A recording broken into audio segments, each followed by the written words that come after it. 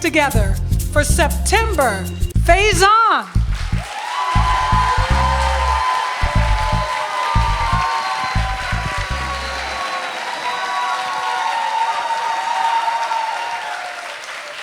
July 29th, 1999.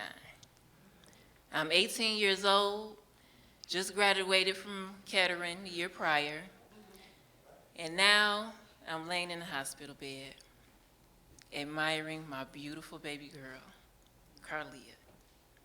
I lived with my mom at the time, who within a few months decided to pack up and move to another state. I have no job, barely any money, no car, and a baby. But I'm not mad, because honestly, I was a terrible teenager. So she was probably sick of my shit. And besides, I'm grown. She did her job, right? It's time for her to live her own life. But what am I supposed to do? Carlia and I, we moved around for a little while. Ended up staying with my best friend. She's about 1 at this time. I still have no job, no money, no car. I didn't even have a driver's license. But I knew I needed to do something, and fast, because I have a baby to take care of. My best friend was an exotic dancer at the time. She said, hey, you can come check it out, see how you like it, and we'll go from there. I mean, honestly, what did I have to lose at this point, right? So that night I went to work with her. And when I walked in, I felt like I was in a movie players club. There were men, women, young, old, all nationalities, endless amounts of liquor. Music blaring, lights flashing, and money everywhere. Ladies on stage with their 6-inch heels and G-strings sliding up and down the pole. I mean, it was intense. And I loved it. I said, now where do I sign up?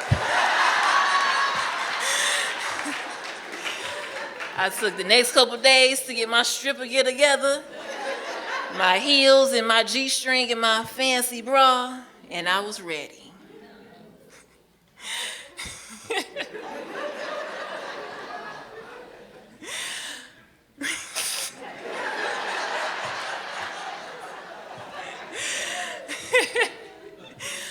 I admit that first night, it was a bit scary.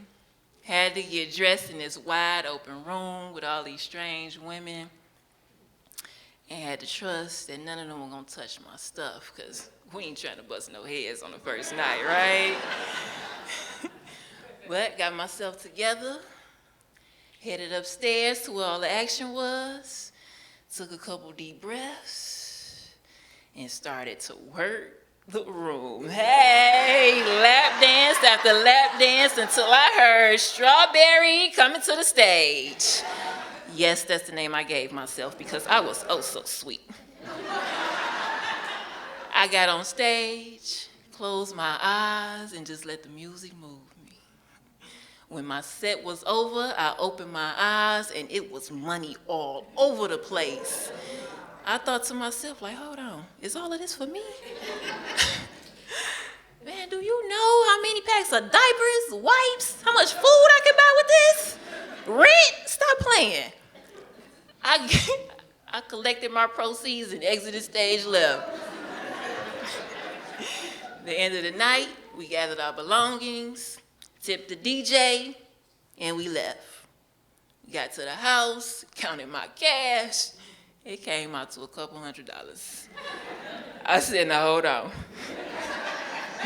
You mean to tell me all I gotta do is wiggle my way around the room for a couple hours and come out with hundreds of dollars?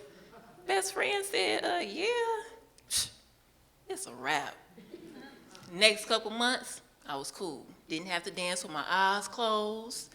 And I had like 3 or 4 regular customers that would follow me around to wherever bar I was dancing at.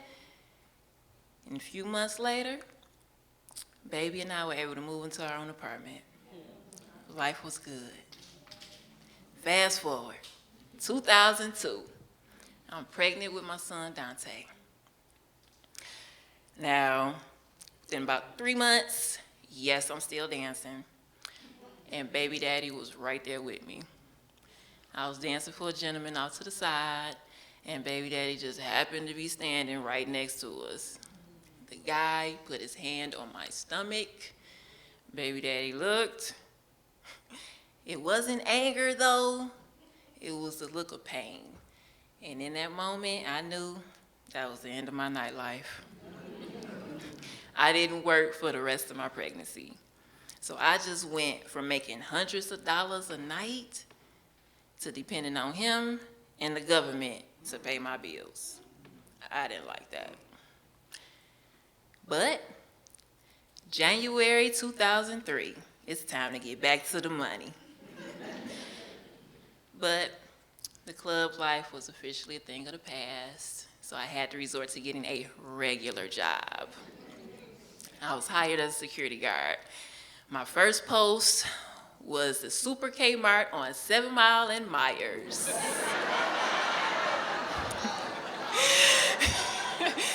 The store was in the process of closing. We were in charge of checking receipts, bags, shopping carts. These people would fill their carts. Stuff, dude, I know you didn't pay for none of this. They would try to run past. I just let them go. Fool, I'm not about to chase you. I couldn't wait for that store to close. When it did, the company moved me around for a little while. Then after about 2 years, they placed me somewhere more stable.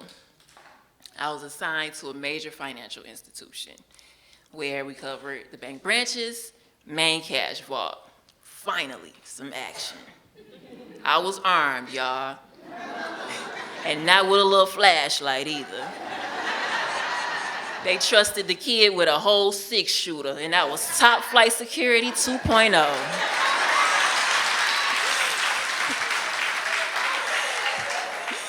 And we had actual tactical training, right? We went to the gun range on a regular basis, CPR training, and pepper spray. These people sprayed me in the face with pepper spray. I took it like a G. But that shit hurt. At the end of the day, there were only 2 black women standing. Me and another young lady, surrounded by ex-police, ex-corrections officers, ex-military, all of the Caucasian persuasion, might I add. And we were responsible for covering the buildings, the money, and escorting visitors as they came in. And I must say, carrying a weapon made me feel a bit empowered. And I actually enjoyed my job. Every week, my name was all over that OT list. But baby daddy wasn't always available to watch the kids. So sometimes I felt it was okay to have my fairly capable 5-year-old watch her slightly mischievous 2-year-old brother. Understand, when I was dancing and mommy needed to get some sleep, she took care of herself. She fixed her something to eat. She found what she wanted to watch on TV. She knew not to open the door for anybody for any reason and to never, ever, ever touch the stove. Right? So, in my mind, and I may have been a bit naive in thinking that she could take care of him too. My bad, because it was not a good idea. There was so many times she would call me and I would be on the run with an escort, a visitor. I would have to move out of camera view so headquarters wouldn't see me on the phone. Mommy, come get him. Mommy, he not listening to me. Mommy, mommy, mommy. Final straw. Mommy, he stuck tissue all down the sink and now there's water everywhere. Put him on the phone. Get your ass! And that's probably the only thing he understood because I was gritting my teeth so hard, right? Yeah, I had to get babysitters after that. And no tea for me that day. She knew to turn the water off, so when I got home a couple hours later, it was just water all over the bathroom floor instead of the whole house. Unfortunately, 2008, we lost the contract to another security company. But I was okay because I worked a lot, like sometimes 60, 70 hours a week. So I needed to spend some time with my babies anyway. And you know, people would always ask me, so you having more kids?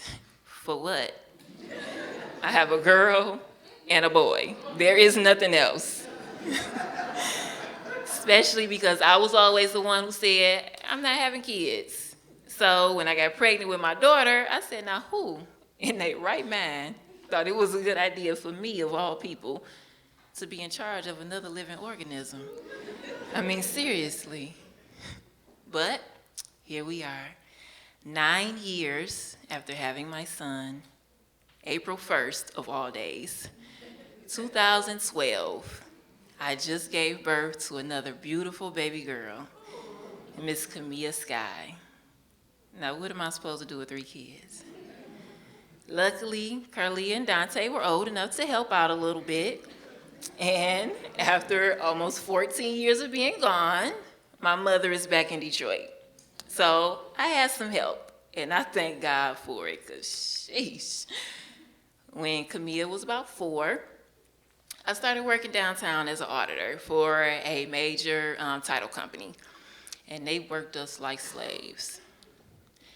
It was cool because we could leave. I could pick the kids up, drop them off, take them where they needed to go, or even bring them back to the office with me sometime, right? It was kind of kid-friendly. Super convenient, but that was just their way of making sure that I was on the clock morning, afternoon, evening, and weekends with no excuses. Crazy, right? But after a while, they started to change the way they ran their program. And it was no longer fun for me or the kids. And at that point, I realized I don't want to work for nobody else. And I kept hearing my mama's voice, you need to stop working so much. She was right. So, 2017, I sat the kids down, signed them with a task. If you had your own business, what would you do? What would you sell? What would you create? Dante said, I make my own soap. Okay. So we started to do some research, and then Carlia came with the body butter. I said, oh, I'm loving this. Soon after, the 4K Dynasty LLC was born, and we had our own natural skincare product line. I was auditing, slanging product. Auditing, slanging product. My co-workers were hooked. My kitchen looked like a factory. Even baby girl had a mixing bowl in her hand. 2020, right before COVID. I said, now, the big kids, they got this skincare game on lock. But what about the baby? What is she supposed to do, right?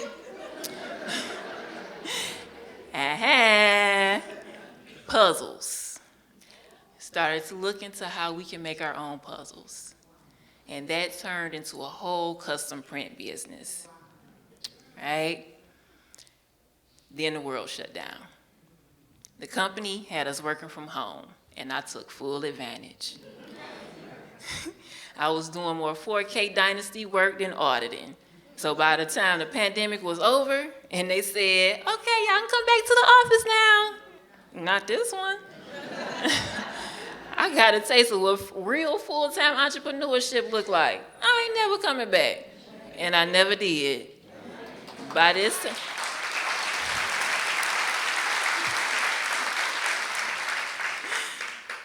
this time, the custom print phase was over, and we decided to just stick with our original game plan.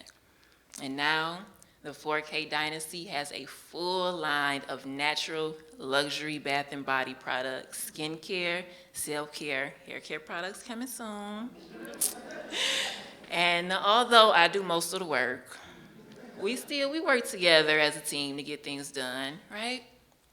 And when I'm not running the business, I am focused on my writing, performing as a spoken word artist, and life coach. I use my experiences and expertise from the painful moments in my past to help others heal from their emotional trauma. And I am proud to say that my babies are doing exceptionally well. Miss Carlia, now 24. I know, right? She is here in Michigan, but will be relocating with the rest of us in Houston very soon, where she will be relaunching her esteemed custom wig making business, Persuasion Beauty Co. Dante is a very successful 21-year-old Forex trader, professional gambler is what he calls it, and licensed real estate agent for the state of Texas. And thank you. And Miss Camilla Sky is an extremely talented 12-year-old artist and jewelry maker. You see him at Beads by Mia. Oh, child, listen, being a mother is hard. It is stressful. It is like ridiculous, right? It's probably the toughest thing I've ever done in my entire life. But it is also the most fun and rewarding, and you learn so much, not just about them, but about yourself as well. And we've definitely had some adventures, some good times, and some bad times, but we are absolutely each other's biggest supporters, right? As mothers, we do whatever we have to do, and we sacrifice whatever we have to sacrifice to make sure our babies are good. And if I had to do it all over again, absolutely.